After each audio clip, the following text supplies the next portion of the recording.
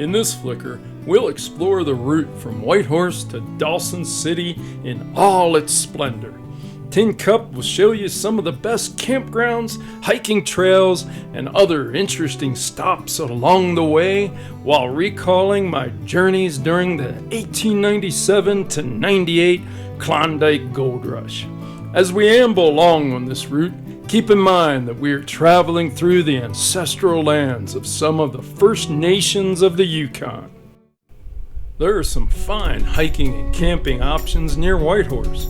Take a walk on the fine paths that border the always beautiful Miles Canyon. Stroll the mighty Yukon River on the edge of town.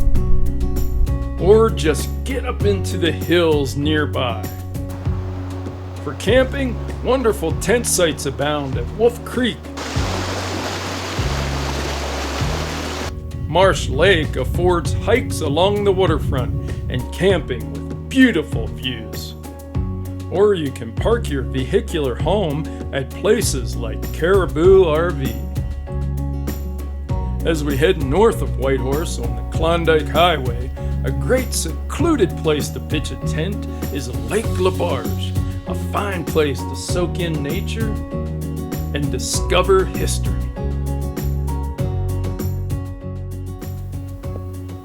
Tin Cup Kelly here, and this here's Lake LaBarge. So we're still here on the Yukon River. Of course, this is where it flattens out at the 30 mile.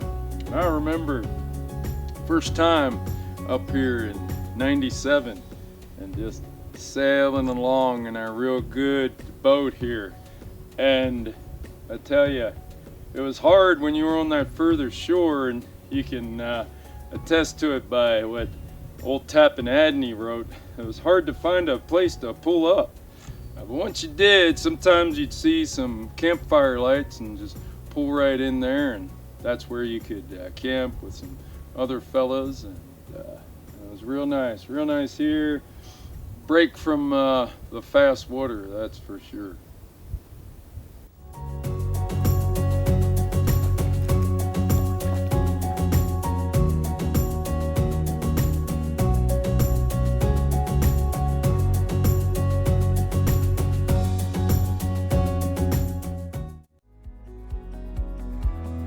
Between Lake LaBarge and Carmacks, there's boundless scenery, and Fox Lake Campground is a great place to stop for the night. Look for wildlife and mind the bicycling folks as they make their way along the route as well. The campground has 43 sites and 9 pull-throughs and the opportunity to spot a muskrat munching on aquatic plants.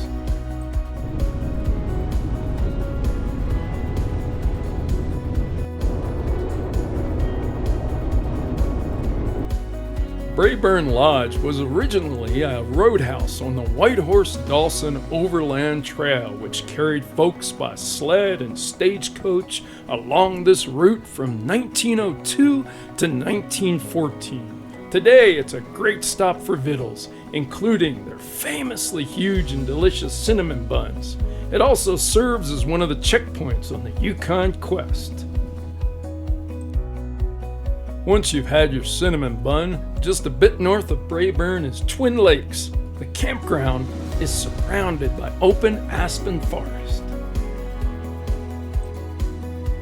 Named after George Carmacks, one of the folks who was there when my friend Quiche struck the gold back in '96, this small town is a good place to fuel your vehicular and stock up on supplies. Nearby you got primitive but beautiful Frenchman Lake, and Nunatak Campground, which has all the amenities. A little further up the highway from Carmacks, there's a large pull-off where you can park your vehicular and then walk over for a spectacular view of one of the most treacherous and infamous stretches of the Yukon River. Well, we're here at Five Finger Rapids on a nice pretty overlook over the Yukon River. And this, well, I've got strong memories of this spot here. when we were coming downriver, heading for Dawson City there in '97, my first trip. I saw these rapids looming. I'd heard tales, but my goodness, there were like 5 fingers, rock fingers, sticking in out of the water and sticking toward us.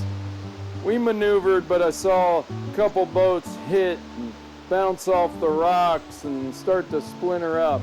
It was a sad sight, but with my piloting skills, I was able to get us down through the deeper spot right here that's a little closer to where we're standing right now, and down along and back onto the more calm waters of the Yukon and on downstream up to Dawson City. But Five Finger Rapids, boy, what a treacherous spot, and it just ate some boats.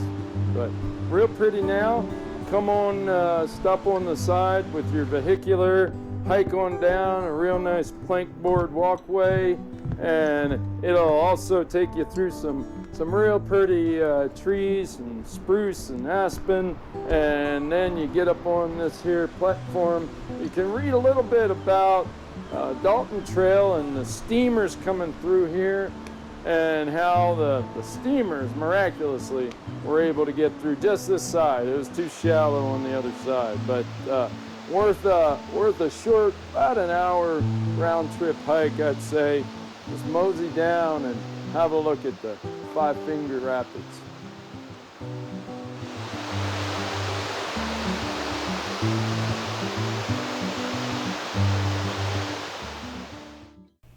My favorite place to bunk down for the night on this route is a quiet and serene lakeside campground, which is a hop, skip, and a jump up the highway from Five Finger Rapids.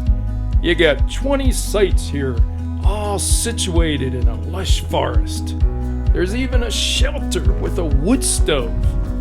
And the lake, it's just a quick walk down the hill.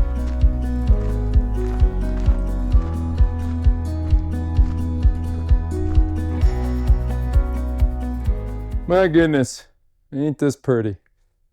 Ooh, and the air is clean and fresh, and we've been hearing, can hear some birds, and we've been hearing a loon on the water somewhere out there. We're at Tatchin Lake, just a bit north of Carmacks, on the way from Whitehorse to Dawson City, and it's a mite easier to get to Dawson City than it was in my day. Just get in your vehicular and drive up this nice road. And there are campgrounds all along the way, like this one here. I mean, look at this beauty. And there's nice, clean bathrooms, plenty of firewood. You don't have to fell a tree to get firewood to burn for keeping warm and cooking up. And just kept real clean by these folks who work for the Canadian parks. You bring a canoe and you can put it out here on this lake, and my goodness, this is living. So get on up here.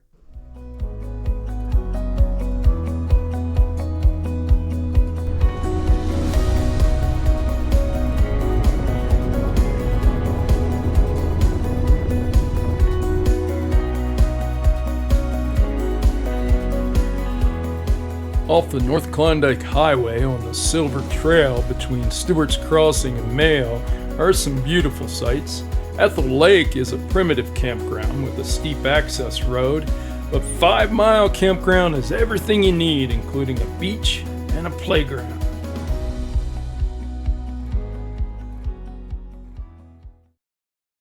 I can kind of hear you. Yep. Yeah, this here's Tin Cup Kelly. Calling, trying to see if you got any coffee. All right, well, we're here at the Moose Lodge. Yeah, I should come down and get some coffee then.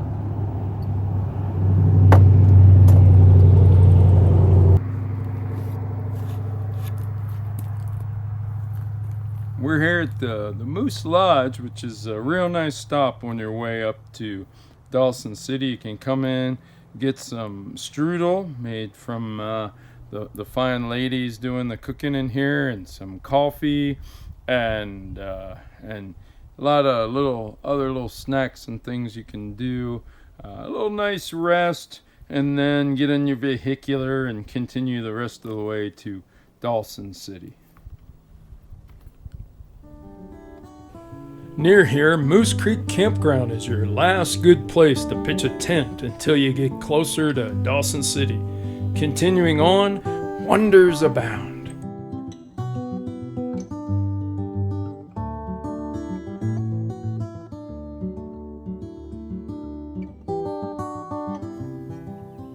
That's the Tintina Trench that you see right ahead. You see those mountains there over yonder? That's the Arctic. And over this expanse here, you get sandhill cranes, tundra swans flying. They say at certain times of the year, 200,000 thick. And down in those lands there, you got a large population of lynx as well. Also, because of all those plate tectonics and such that you've heard about, that's why you got that gold there within reach. And that's one of the reasons that over yonder there, the old Skookum Jim found that first bit of gold. A lot of gold to start the stampede. But ain't that a fine stretch of wilderness there? 20 kilometers south of Dawson City is the Klondike River Campground. A fine trail here takes you across the river and into the forest that was around in my day back in the 1800s. Approaching Dawson City, you'll follow along the Klondike River. Then you'll pass the tailings left from the gigantic gold dredges which came after us stampeders toiled in the gold fields with pans and sluice boxes. A bridge takes you over the Klondike as it meanders to meet the mighty Yukon. Then you'll roll into town with Moose Hide Slide looming to the north. This was where all of us stampeders hankered to get to.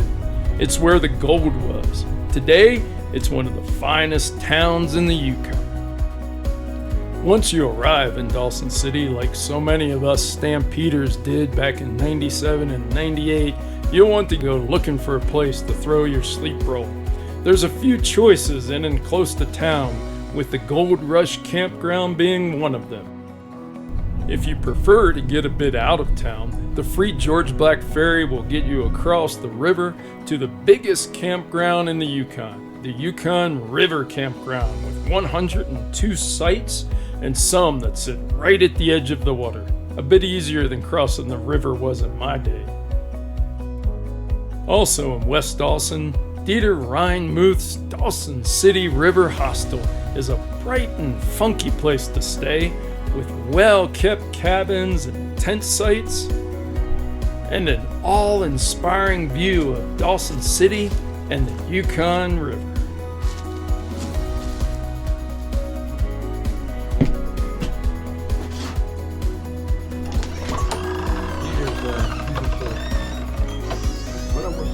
Peter's here. Uh-oh. That will cost you. Welcome to the Yukon, Dawson City, and the Yukon Hostel. And may the sun shine again. Once you set camp, back across the river, there are many fine hiking trails on the edge of town. So we're on this 9th Avenue trail here, which is real nice, real pretty up here in the woods above Dawson, and you can hike along, go all the way up to the bluff. There's another bluff trail up there. You might see some squirrels, but you also might encounter bears. So you need to take care when you're going through this here country. It's full of bears. They might be here, and they'll avoid you if they can, but make a little bit of noise if you need to, wear a bell, whatever the case may be. But boy, enjoy it. Just fills my lungs with good air up here. With trail access here at Duke Street and at other points along the way, the 9th Avenue Trail stretches from the north end of town near the river all the way to my old friend Robert Service's cabin and beyond. There's history along this route, so leave what you see to help preserve this part of Dawson City's past. We're at the top of the trail. So we came up this real nice walk up off 9th Avenue Trail, and then you keep going up on the bluff here, and by golly, it looks different.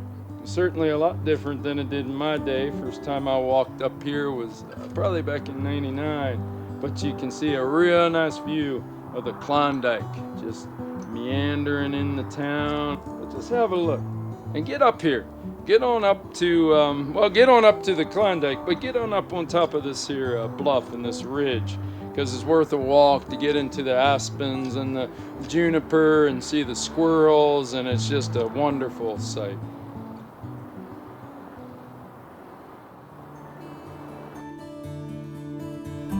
Other hiking options near town include a stroll along the river on the Dyke Trail, or maybe a vigorous hike up to and above Moosehide Slide, and keep on trekking all the way to one of my favorite viewpoints in all of the Yukon, the Midnight Dome. It feels like you can see forever up here.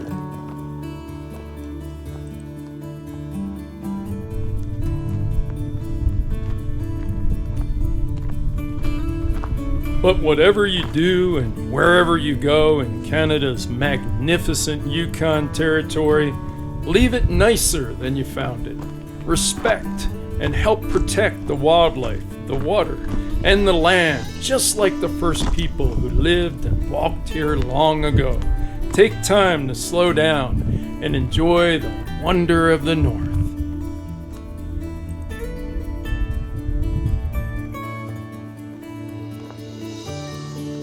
You gotta get on up here.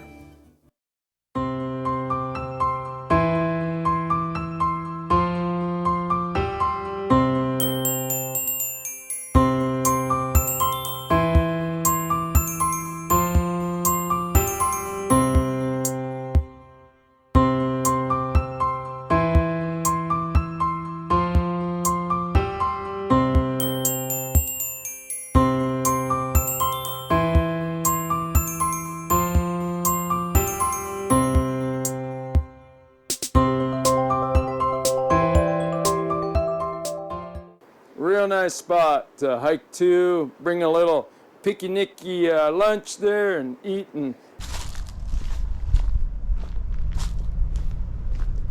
Good day.